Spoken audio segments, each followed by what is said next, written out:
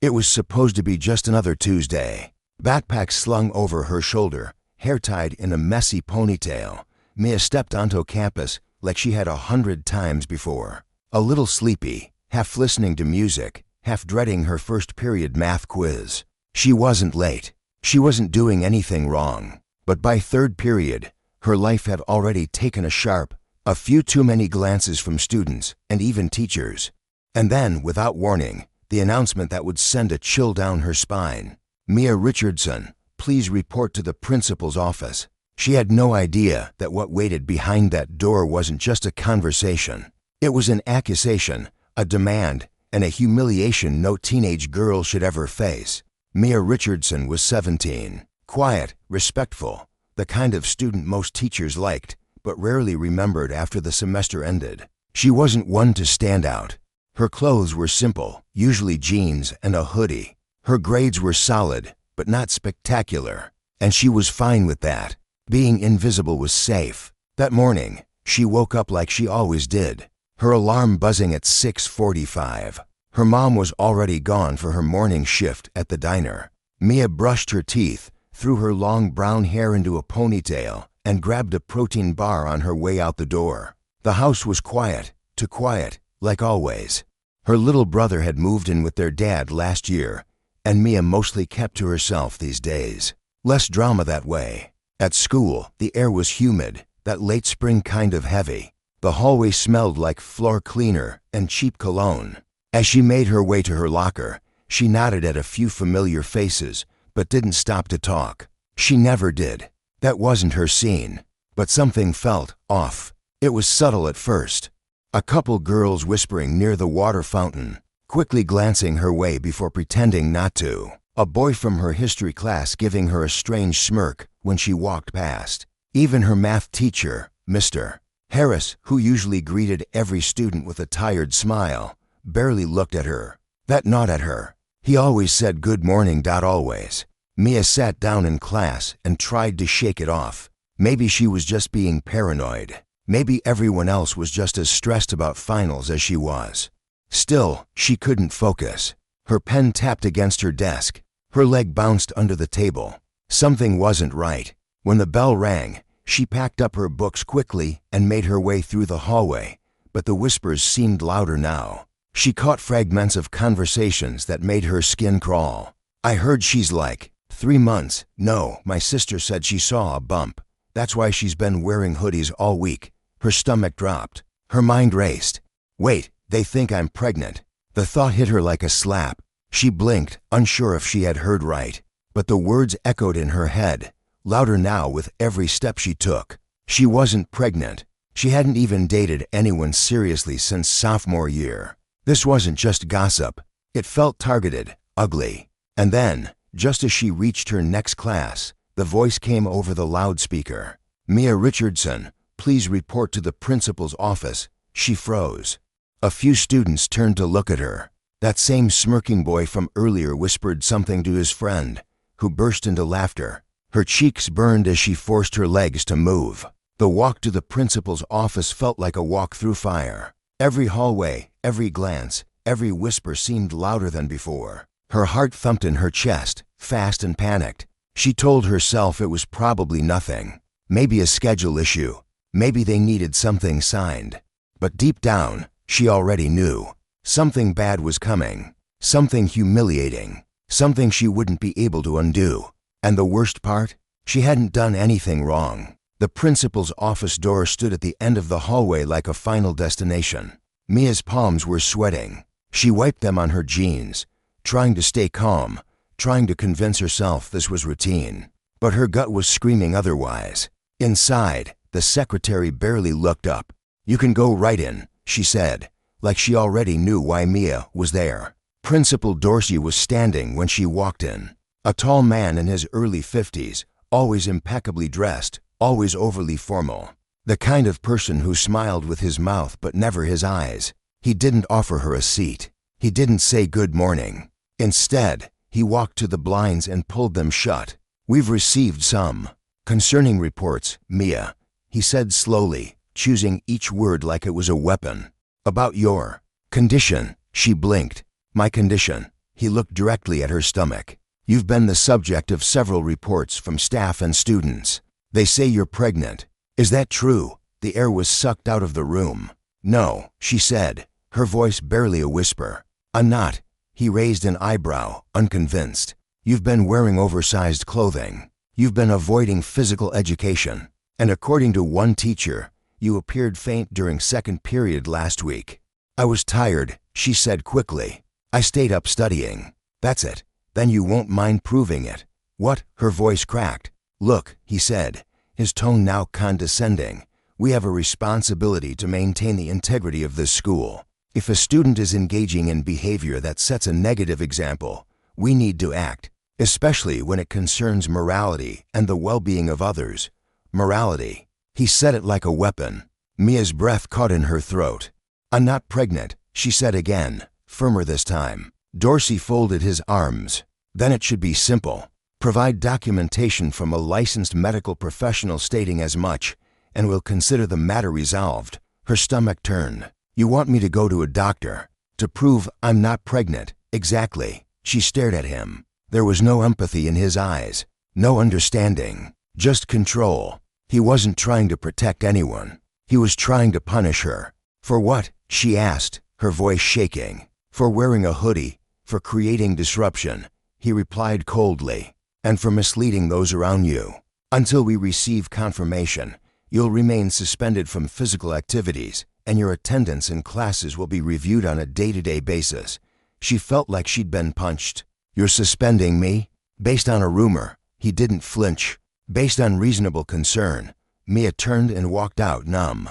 The hallway outside felt colder than before, the walls tighter. She could feel the eyes. She didn't need to look to know that people were already talking. By lunchtime, it was everywhere. Someone said she was caught with a positive test in her locker. Someone else claimed she was seen leaving a clinic last week.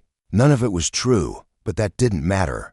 In high school, truth didn't carry the same weight as a good story. She sat in the far corner of the cafeteria, alone. No one came to sit beside her. Not even Jenna, her lab partner in chemistry, who usually saved her a seat.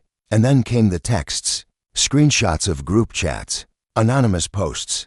One even had a photoshopped picture of her with a baby bump. She didn't know who made it. She just knew it was spreading fast. Her phone buzzed again. "You're disgusting." That one didn't even have a name attached. Just a blank number. Mia shoved her tray away and left. She couldn't eat, couldn't think. It was just a rumor, but somehow it had become her reality, and no one seemed to care whether it was true or not. Even worse, no one was stopping it. She thought of calling her mom, but the idea of explaining it made her sick. What would she even say? That the principal thought she was pregnant and demanded proof? No one would believe her. She walked past the girls' bathroom and caught a glimpse of herself in the mirror. She didn't look pregnant. She didn't look any different than she had last week. But somehow, they had decided she did. And that was all it took. All it took for the school to turn on her. Mia didn't sleep that night. Every time she closed her eyes, the whispers came back, louder. Her stomach ached from the anxiety, not from anything else. But in the world her school had created, no one cared about the difference. By morning, she was exhausted. Her eyes were puffy, her face pale, but she still walked into school, hoodie zipped up to her neck, trying to hold on to some piece of normal. Maybe if she acted like nothing was wrong, the rest of the world would follow. That hope didn't last long. She hadn't even reached her locker when the secretary caught her in the hallway. "Mia, Principal Dorsey needs to see you." "Now again?" Her legs felt heavier this time. Like every step toward that office pulled her further away from the life she used to have. The girl who kept to herself, who flew under the radar, no longer existed. She stepped inside. Dorsey was already seated, a thick file open on his desk. He didn't look up. "Close the door." She obeyed, her fingers trembling slightly on the handle. He finally looked at her, eyes sharp, lips tight. He gestured to the chair this time, but it felt more like an interrogation than a meeting. "We spoke yesterday," he began, "and yet the situation has escalated." "Escalated?" she echoed, unsure what he meant. "I've had 3 different teachers come to me this morning. One says you were seen clutching your abdomen yesterday. Another says you've asked to be excused from pay 3 times in the last 2 weeks. Students are now claiming you confided in someone about being with child. Mia's jaw clenched. That's not true. I didn't tell anyone that, because it's not happening. And yet, he said, tapping the folder, this continues to grow. As administrators, we cannot ignore patterns. They suggest intent.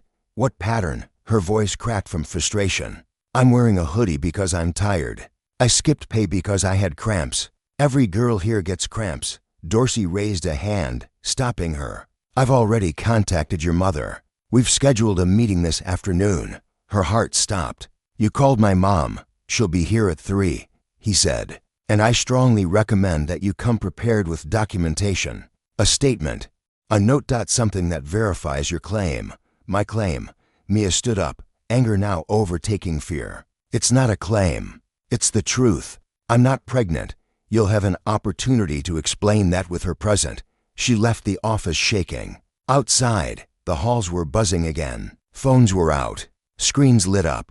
She knew her name was on them. She didn't need to see the words to feel their sting. By lunch, she had stopped checking her phone entirely. She sat on the bleachers behind the gym, where no one would see her. Not because she had anything to hide, but because hiding felt safer than facing the stairs. At 2:58, she stood outside the front office, staring at the glass door like it might shatter if she touched it. Her mom's car was parked right out front. She walked in.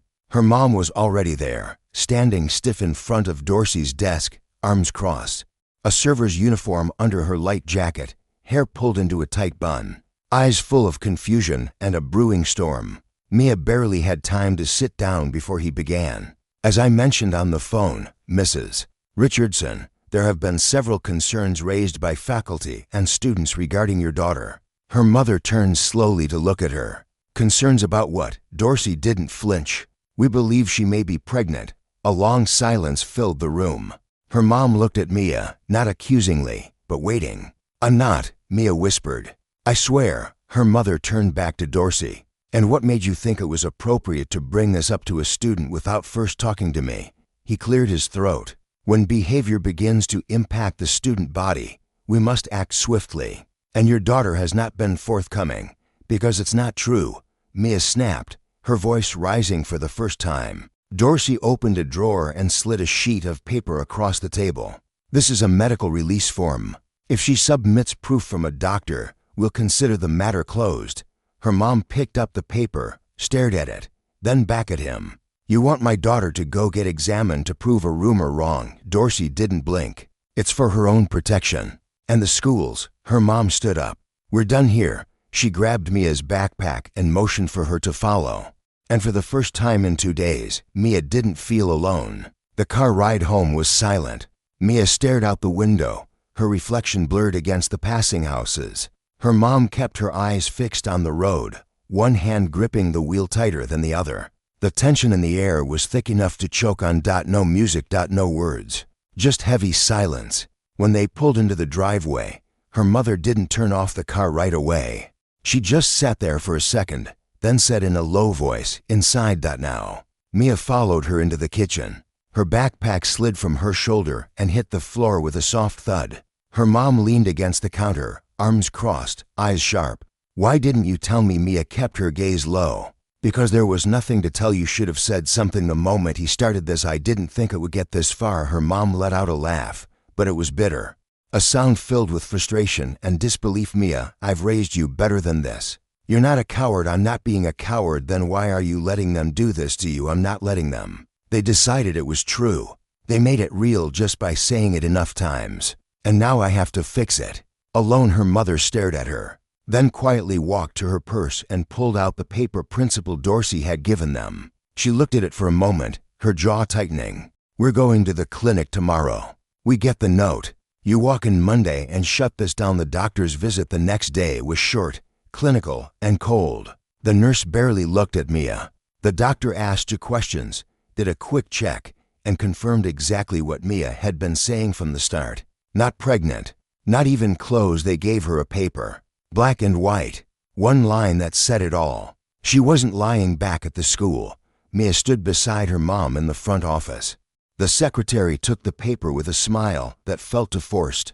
"I'll let the principal know." They waited. 20 minutes passed before Dorsey called them in. He didn't stand, just picked up the paper, read it in silence, then set it down on his desk like it meant nothing. "Well, that settles that." Her mother's voice was calm but cutting. "No apology." "Excuse me, you accused a teenage girl of being pregnant based on rumors. You removed her from class. You forced her to see a doctor to prove she wasn't lying. And now you're just moving on." "We acted out of caution. There were behavioral concerns at the cost of her dignity, Mrs. Richardson. This is a school. We have a reputation to maintain, so you protect your school by destroying your students." Mia stayed quiet. Her eyes locked on the man who had turned her into a spectacle. Her voice was steady when she finally spoke. "You didn't want the truth. You just wanted control." Principal Dorsey cleared his throat and said she could return to class on Monday. Mia stood, looked at him one more time. "I hope you remember this moment, because I won't forget it." They walked out together, but the stairs in the hallway told her this wasn't the end. Students looked away. Others watched her like she was still guilty, as if proof meant nothing now that the story had spread at home. The weekend dragged. Mia stayed in her room, barely touching her phone. She tried to do homework, but the words blurred. The pressure in her chest didn't go away. Not even with the truth on paper. She had done what they asked. She proved she was telling the truth. And still, it didn't feel like justice. It felt like survival. Monday morning came with a strange kind of heaviness. Mia stood in front of her mirror, holding her backpack, staring at her reflection. The hoodie was gone. She wore a plain t-shirt and jeans, not because she felt brave, but because she was done hiding. Her mom dropped her off at the front of the school. She gave Mia a quick look that said more than any words could. Mia nodded once, took a breath, and walked inside. The halls were louder than she remembered. Students brushing past each other, laughter, lockers slamming shut. It was the same school she had left just days ago, but it didn't feel the same anymore. Some students looked at her. Others avoided her completely. One girl whispered something to a friend and laughed. Mia kept walking, straight ahead, eyes forward. She reached her locker and opened it like nothing had changed. But everything had. An English class. Her seat was still empty. No one had taken it. But the energy was different. Her usual lab partner didn't say hi. Another girl rolled her eyes when Mia sat down. The whispers weren't as loud as before, but they were still there. Just softer now, quieter. Hidden behind glances and half smiles. By third period, she started to feel it settle into her bones. The shame, not because of what they thought, but because she had let them strip her voice away. They made her jump through hoops to prove a lie was false. And now that she had, no one was offering her anything close to an apology. At lunch, she walked into the cafeteria and scanned the room. No one waved. No one moved over to make room. The same people who used to nod or joke or share fries now acted like she didn't exist. Or worse, like she was contagious. She sat alone, back against the wall, tray untouched. A group of girls at a nearby table were scrolling through something on their phones. They weren't laughing loudly, just whispering. Every few seconds one of them would glance up at Mia, and then quickly back at their screens. She knew someone had posted something again, probably a meme. Maybe that fake photo from last week. Or a new edit, a new lie. Mia reached for her phone, but stopped herself. What was the point? She stared at her tray, heart beating in her ears. And for a moment she felt it again. That burn in her chest, that urge to scream or cry or run, but she didn't move. The bell rang for fifth period. She stood and walked to class like nothing had happened, because if she let them see her break, it would never stop. Inside the classroom, her teacher asked her to stay behind after the lesson.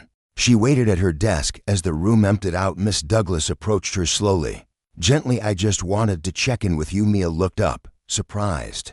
"No one else had. You didn't deserve what happened." Mia's throat tightened. She nodded but said nothing. "If you ever need to talk, or if anyone keeps bothering you, you come to me, all right?" It wasn't much, but it was something. And after days of silence, that kindness felt like a breath of air. She walked out of the classroom, and for the first time that day, her steps felt a little lighter.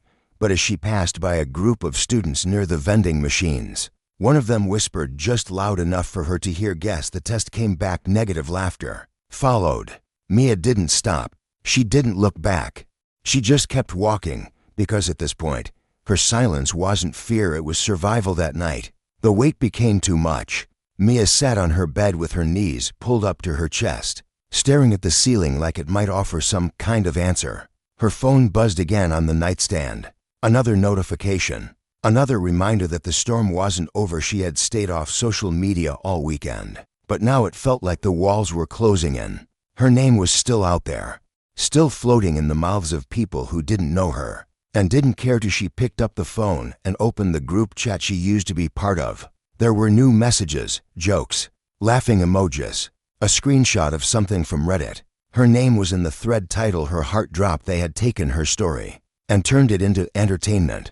People who didn't even go to her school were now weighing in, speculating, mocking her. She was a rumor with a face, a name, and no defense. She threw the phone across the room. It hit the carpet with a dull thud. For a moment she just sat there in the silence, her chest heaving, eyes burning. Then, without thinking, she picked it back up and scrolled to a contact she hadn't called in months. Her dad. She stared at his name for a long time, then pressed the button. It rang 3 times before he picked up. "Hey, Mia. Everything all right?" She hesitated, swallowed hard. "No, what's going on?" There was a pause.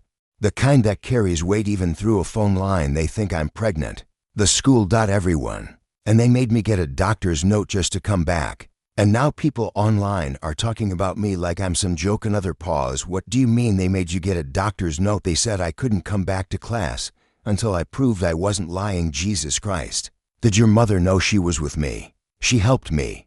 But it's like no one else cared." His voice shifted, more serious now. "That's not just wrong. That's a violation. You know that, right?" She didn't respond. "You did nothing wrong, Mia. You shouldn't have had to prove anything. That's not how a school is supposed to treat its students." She could feel herself trembling, tears slipping down her cheeks. "Without permission, I didn't know who else to call." "You called the right person for the first time in days." She felt the tiniest bit of safety, like someone was on her side without conditions, without asking her to jump through hoops or prove her worth. "I want to help you. This isn't going away by itself. I know." Her father exhaled. "I'm going to make a few calls. You don't have to say anything else right now. Just breathe. I'm proud of you for holding on this long." She nodded, though he couldn't see it. "And Mia, yeah, this isn't your shame to carry." It never was. When the call ended, she sat on the bed with the phone in her lap. The tears still came, but they felt different now.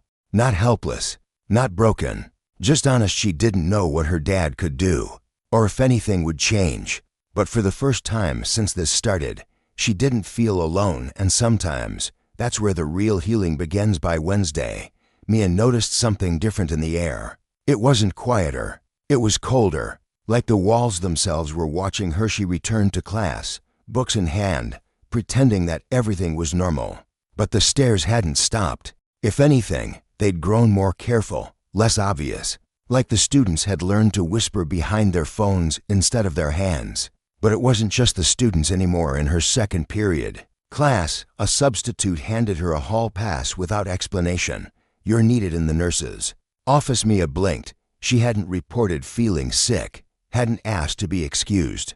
But she stood up and walked down the hall, a tightness in her chest growing with every step. The nurse looked surprised when she arrived. "I didn't call for you." That's when it hit her. Someone else had sent her. Someone higher up. Before she could say anything, the assistant principal stepped in through the side door. Mrs. Langston. She was younger than Dorsey, stricter. Her presence always felt like cold glass, perfect and unbending. "Mia, come with me, please." They walked together, but there was no conversation, just the steady click of heels against tile. They entered a small side office Mia had never been in before. A clipboard sat on the desk. "Have a seat." Mia obeyed, trying to stay calm. "We're following up on your medical documentation." She frowned. "I already turned that in." "Yes. But given the attention this situation has attracted, and the concern it has generated from both faculty and parents, we need to confirm the validity of that document." Mia's eyes widened. "You think it's fake?" "We're not accusing you. We're simply taking precautions.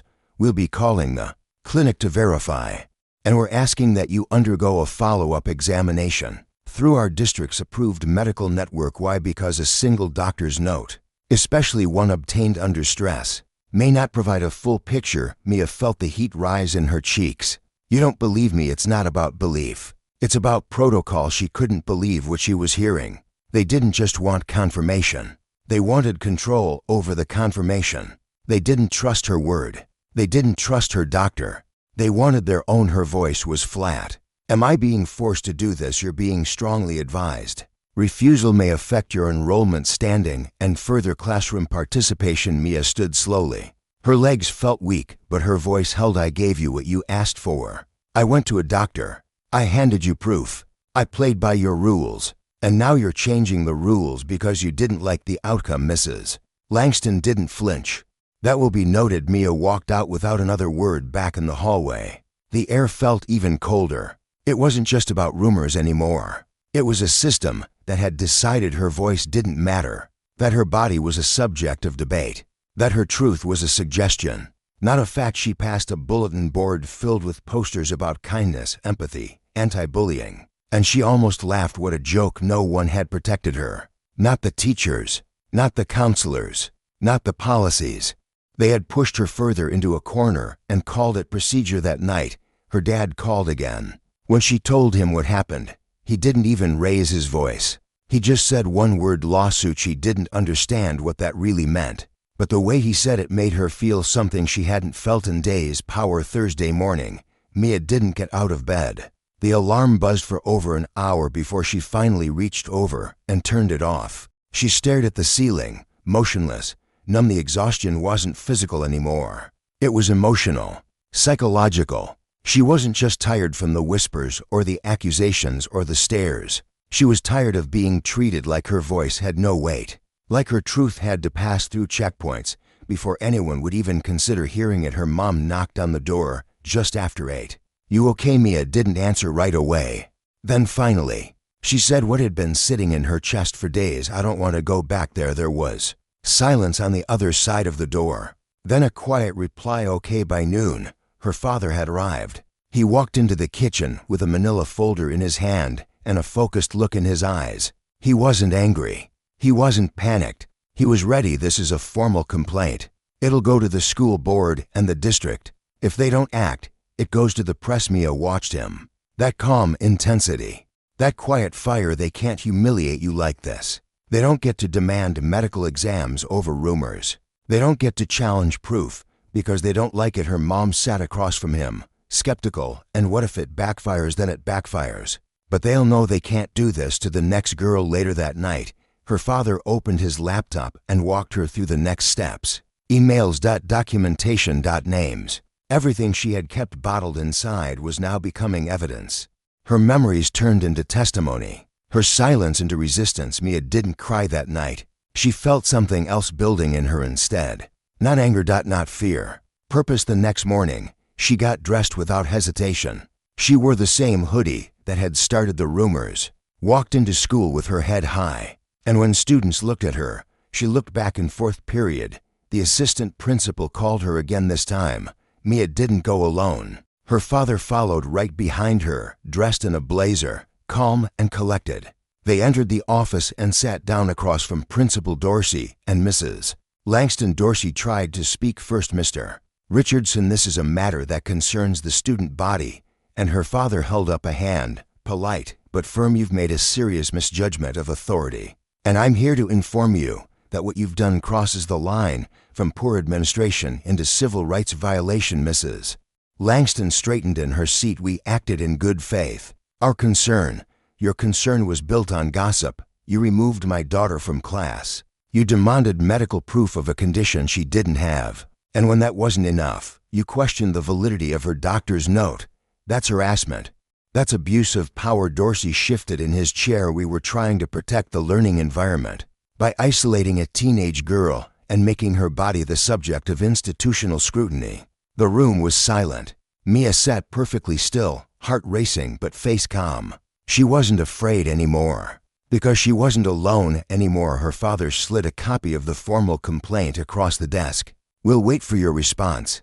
If it doesn't come through official channels, we'll move to the media. The meeting ended without a resolution. But Mia didn't need one that day. She had done something louder than yelling. She had stood up, and now, the people who had turned her into a spectacle were beginning to feel what she had felt.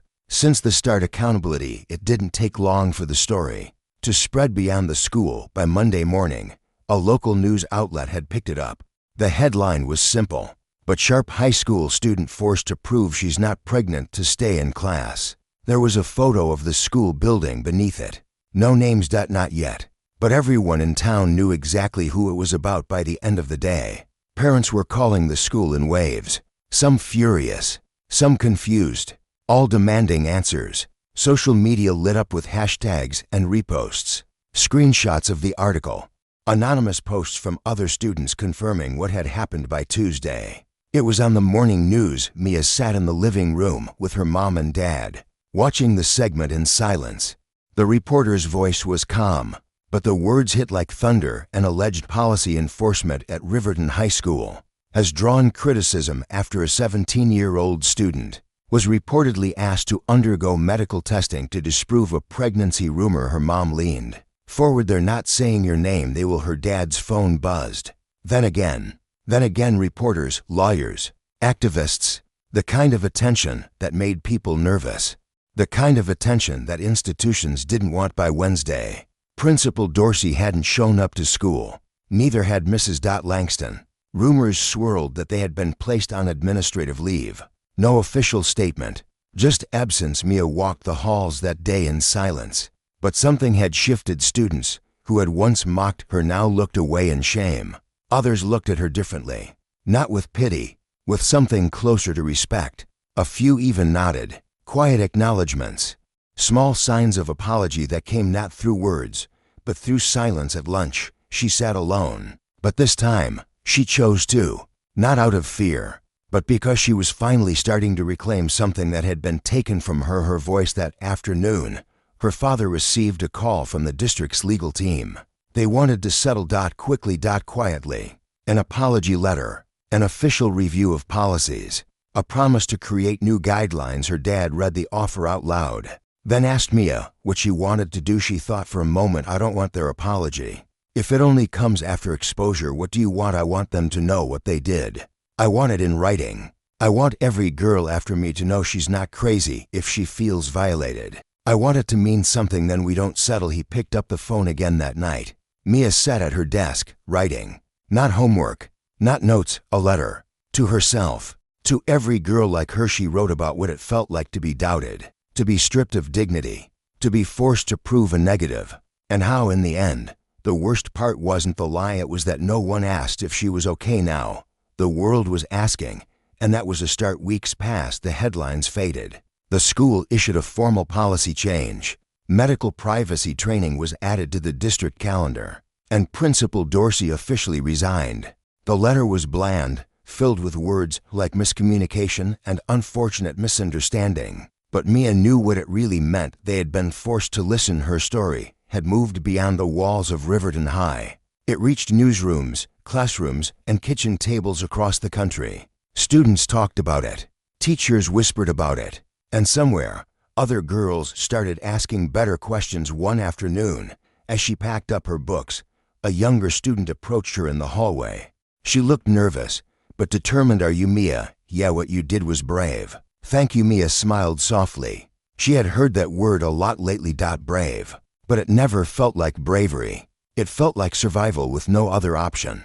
It felt like screaming when no one wanted to listen. Still, the words mattered. In English class, her teacher handed back an essay Mia had written. It was personal. Raw. About shame. About voice. About truth. There was a comment written in red ink at the bottom. "Your pain had power, and your voice gave it direction." Mia stared at the words for a long time. At home, things felt quieter. Her dad was still in contact with lawyers, but the fire in him had settled. Her mom, once guarded, now asked more questions. She listened more, believed faster, but Mia knew something deeper had changed. Not in the system, not completely, but in her. She no longer apologized when she walked into a room. She no longer shrank in the hallway. And most of all, she no longer allowed herself to carry guilt that didn't belong to her. She began journaling. Not for a grade, not for proof, just for herself. Pages filled with thoughts she had once been afraid to say out loud. And one night, as she closed the notebook, She realized something. She had become her own advocate, her own defense, her own voice. No one could take that away again. Maybe they had tried to shame her into silence, but in the end, they had made her louder.